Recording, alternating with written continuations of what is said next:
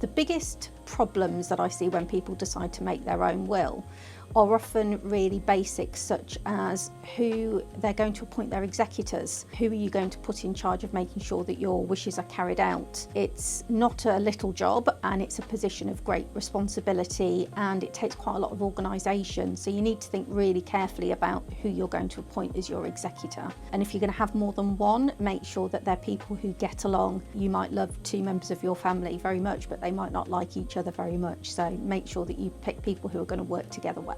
The other thing that people should be really mindful about is the use of language in wills. You might think that what you write down is really clear, but if you have two beneficiaries who interpret your words differently, it can lead to a real problem. So you have to be really, really careful with the language that you use. That's one of the major reasons why I do recommend that people reconsider making a will themselves and decide to instruct a legal professional. If you do decide to make your own will, be very careful to make sure that you have your signature and your dating of the document witnessed properly and in accordance with the Wills Act.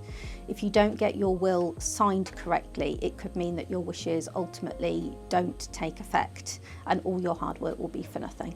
If you do decide to make your own will, make sure you keep the document up to date.